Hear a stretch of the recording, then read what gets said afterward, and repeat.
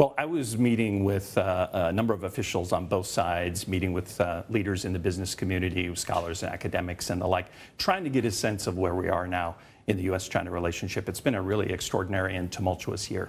What have they been telling you? Are they optimistic? Well, here, you know, at the Asia Group, we've been looking at this very carefully. Here's what we're observing. Here's what we're telling our clients.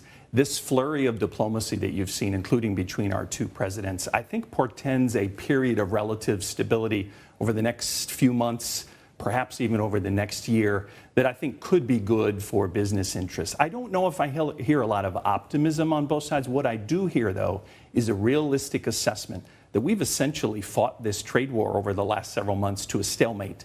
And now both sides are using mirror imaging language that says we both want stability, we want a cooling off period, and in addition, we want the leverage of leader-level diplomacy to try to cut some deals that both sides would like to see. Now, in terms of deals, one that the U.S. side is working on is TikTok. And just seeing a couple of headlines, I'm sure that you're reading the same here, that ByteDance is expected to maintain ownership of TikTok U.S. business operations, but cede control of the app's data, content, and algorithm to a new JV.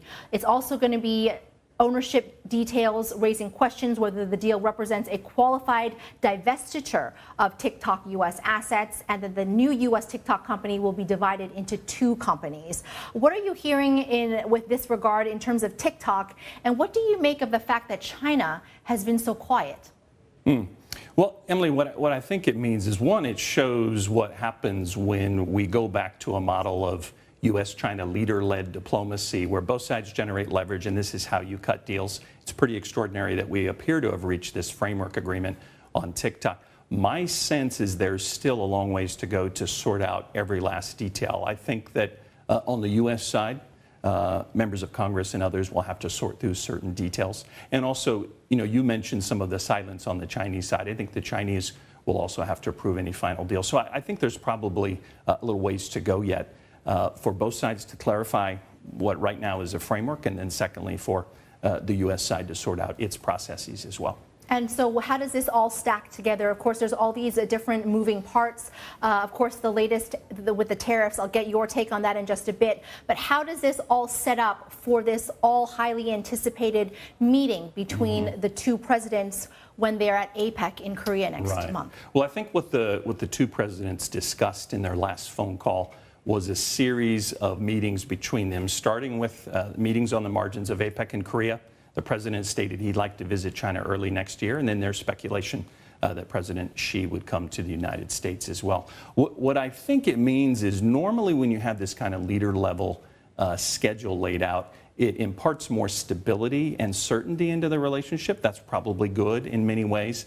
But it also creates the opportunity for both sides to use the leverage of those meetings to try to negotiate deals. I think, you know, as you noted at the top of your piece, the U.S. would like to see a resumption of certain commercial purchases in various sectors. In addition to the TikTok deal, I think the United States wants to see more progress on issues like curbing the flow of fentanyl precursors. And I think for its part, China is probably going to push for relaxation of tech controls and maybe restrictions on Chinese investment in the United States. And look, the blunt truth, Emily, is I don't think we've totally sorted out and stabilized all of the supply chain issues between the two sides as well. So I think that will be on the table too. Who has the leverage right now? I think both sides have the leverage. I mean, the other thing that's striking to me, I'm hearing this mirror imaging language on both sides, right? That both sides want stability. Both sides are somewhat dissatisfied with the other. But both sides, I think, feel relatively confident where things are right now.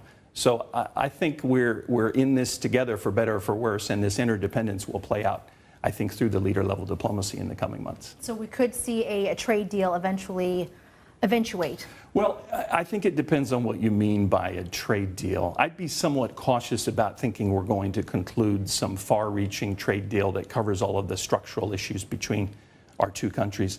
I could see, though, more limited deals related to these discrete issues that we've talked about this morning, and that could be quite positive.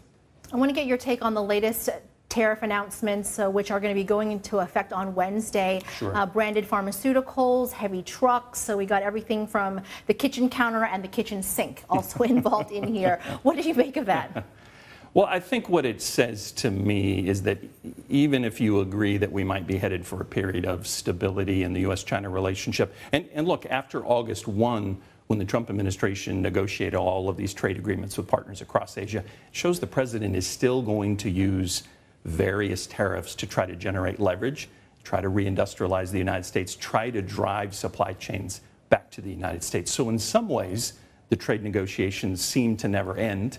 And in many ways, the president, I think, will continue to reach for various tariff-related levers to try to advance his aims. So I think for partners in the region, I think they're still dealing with a lot of uncertainty. But, you know, when you drill down on the details of some of these issues, whether it's pharma or trucks or cabinets, or, you know, we would expect probably an announcement on the 232 investigation into semiconductors as well.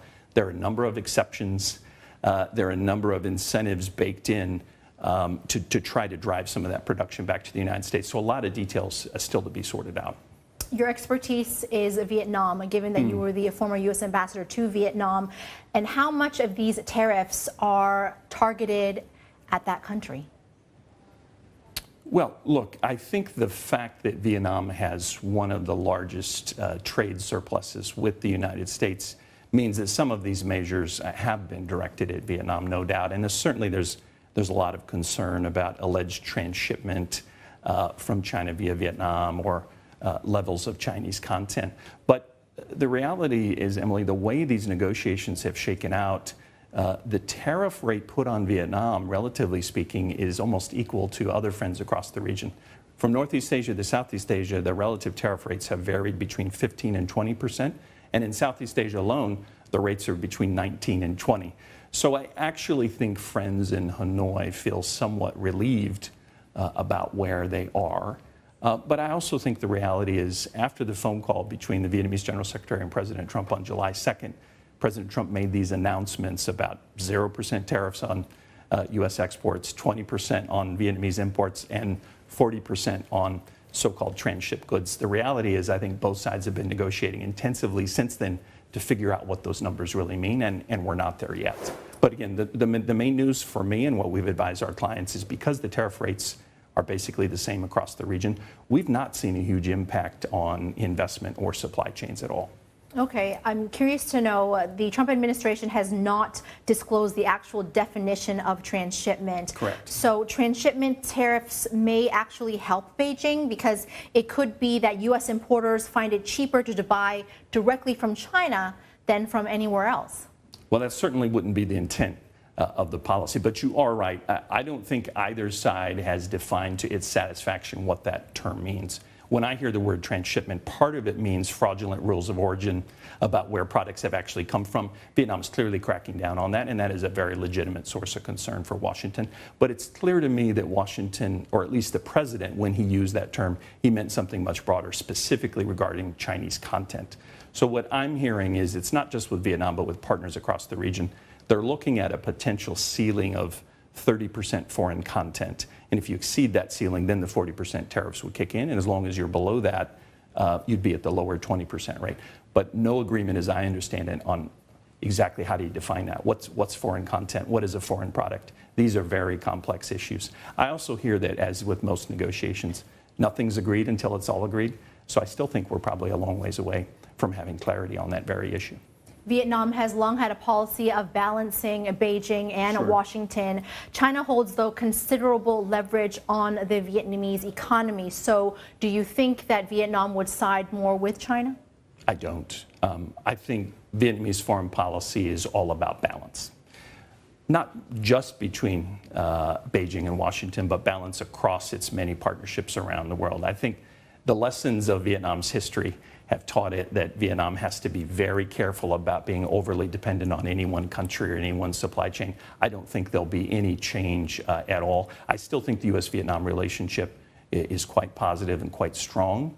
If anything, I would expect to see Vietnam work harder at balancing its relationships, including with partners outside of the United States, but I don't see this as, I don't see the prospects of any dramatic shift towards Beijing at all.